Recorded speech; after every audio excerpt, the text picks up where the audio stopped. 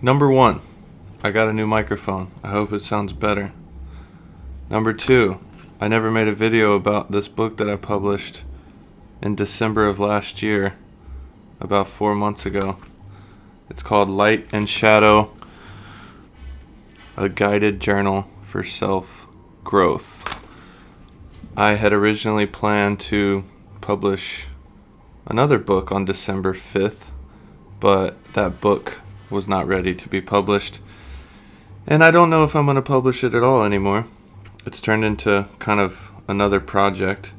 But this one, I am happy about, and I've gotten pretty good feedback on it. It comes out of my love for journaling, and I have several different journals that serve different functions. And one of the journals that I have is a shadow journal. And in that shadow journal, I basically try to unpack any shadow material, including any fears. The first chapter of that notebook is dedicated to fears.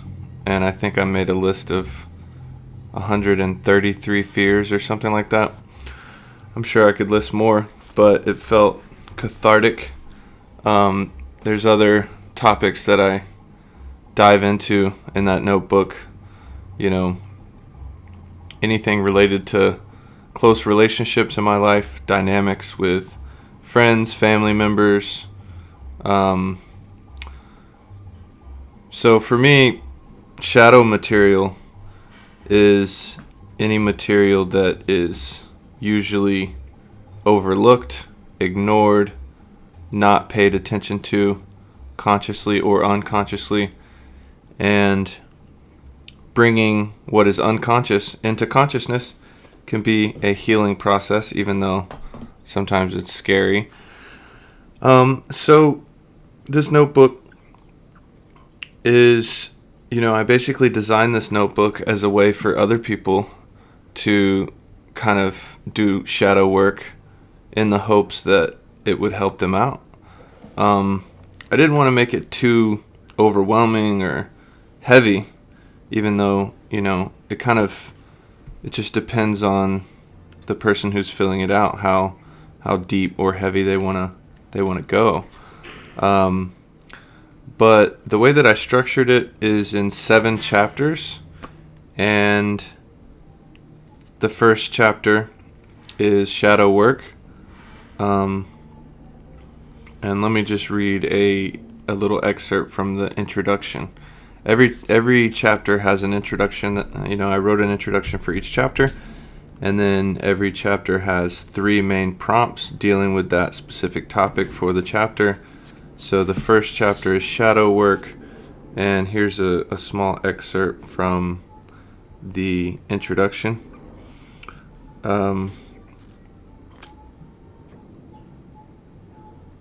Psychologically, the root, referring to the root chakra, involves shadow work, looking at material within ourselves that's been cast into the shadows because we are afraid, unaware, and or unwilling to see it. I think of this shadow material as existing in our metaphysical basement, which all of us have. We throw boxes and miscellaneous debris down there, turn off the lights, and try not to think about it too much. However, the content down there is getting all mildewy. There are spider webs everywhere, rats even, cockroaches. Needless to say, we need to change the light bulb if necessary, descend unhesitantly down there, and start the work of clearing it out, reorganizing boxes, throwing away what we don't need, sweeping and mopping the floors, and opening the windows. So that's just a little nugget from that introduction, but that gives you an idea of what that first chapter is about. And, I have a prompt about how much do you feel like you belong. So belonging is the first part of the shadow work here. Biggest fears, blind spots, things like that. Chapter 2 is self-conception, and it's basically exploring, here's an excerpt from the introduction. We should examine our current self-conception and how the past has continued to shape it. We should investigate whether or not our self-conception is based in truth or illusion, and whether it most commonly hurts us or helps us. So the idea there is, even though our self-image, our self-conception, our ego, our narratives about ourselves, those narratives can be harmful or helpful. They are just a narrative. They're not complete truth.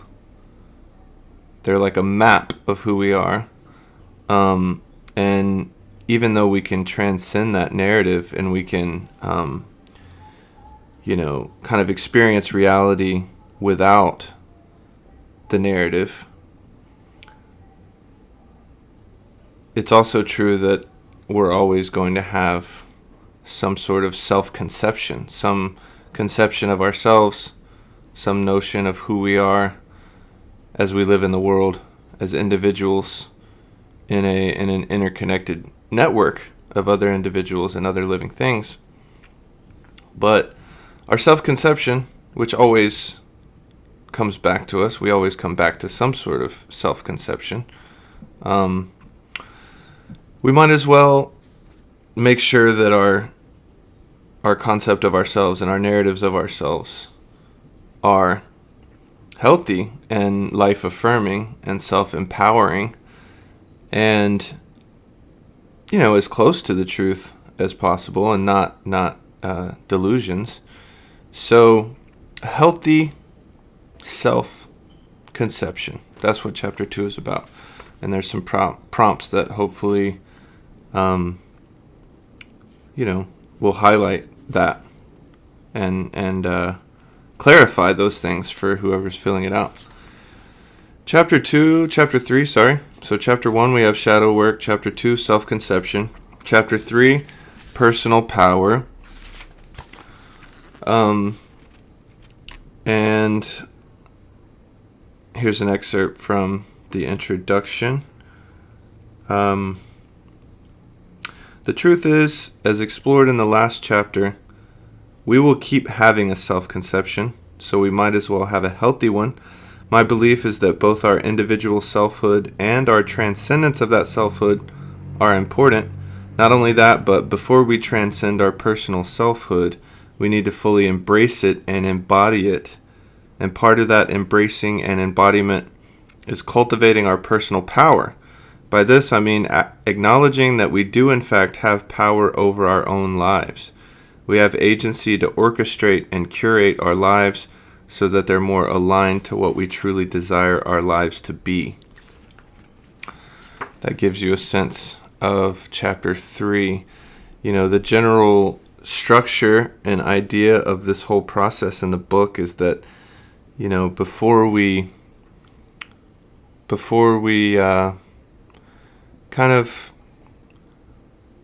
try to go beyond our individual self, we have to have a solid base. The whole cliche of we can't help others unless we help ourselves. We can't love others really until we love ourselves.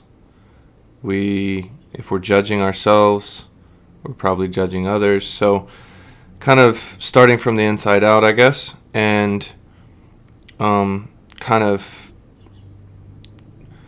avoiding spiritual bypassing, I guess, because I know that a lot of us, and I'm sure I've had moments of this in my life where I'm actually using spirituality to bypass things that I actually need to work on.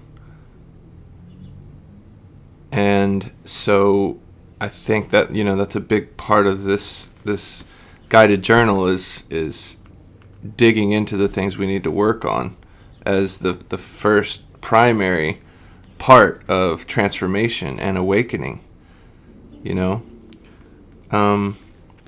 So personal power, tapping into our own agency and our own ability to have more power in our lives and to guide our lives in the direction that we want them to go.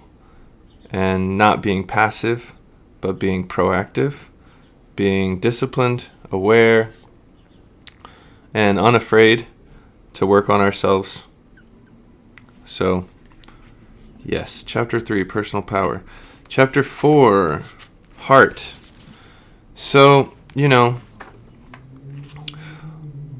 a couple years ago when I started digging into like the 7 chakra system, it was at the very least a really helpful model of the different dimensions of ourselves, the different parts of ourselves. And I really like it because it highlights how important each various part is, instead of just focusing on one dimension or one element of ourselves. We have to kind of open up, heal, and celebrate all parts of ourselves from the root to the crown. And so I have structured this book in a way that starts with the root, starts with the foundation, starts with the bottom, and goes up to the crown, basically. So number 1 was shadow work, and that deals with the root. Number 2 is self-conception, which deals with the sacral. Number 3 is personal power, which deals with the solar plexus. And number 4 is heart, which deals with the heart chakra. So as we kind of climb up, and it's not like a linear or hierarchical process. It's more non-linear and cyclical, because even if we work on higher parts of ourselves, that can cause us sometimes to ignore lower parts of ourselves, as I kind of touched on a minute ago. So this process never ends, and we always need to go back to each dimension and make sure it's okay. So chapter 4 is heart, and here's an excerpt from the introduction.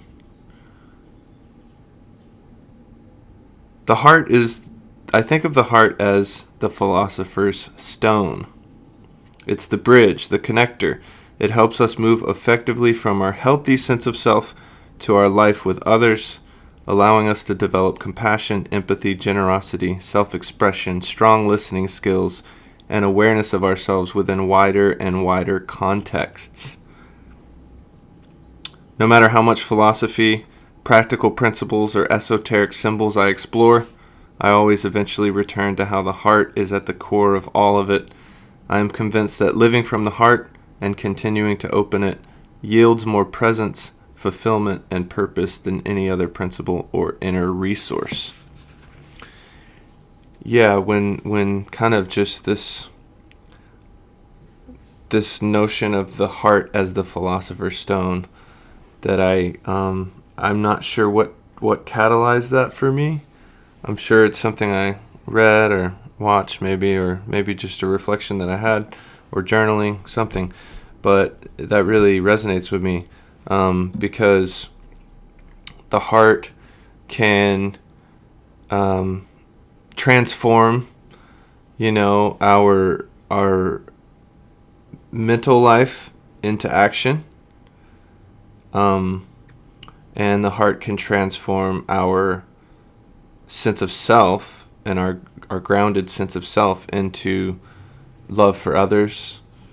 And so it's the heart is the ultimate transmuter, that which transmutes things into compassion and compassionate action in the world. So chapter 4, heart, 3 prompts on that, self-love, self-forgiveness, self-acceptance, kind of thinking about the ways that we show love to our loved ones, things like that. I would read all the the prompts in here, but for one, that would take too long, and for two, if you're interested, you should get this book, get this guided journal, and fill it out for yourself and see what happens.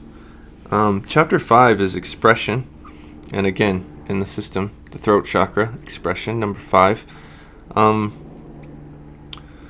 Here's an excerpt from the introduction. When we don't have some way to express ourselves, we can feel oppressed, stifled, silenced, and invisible.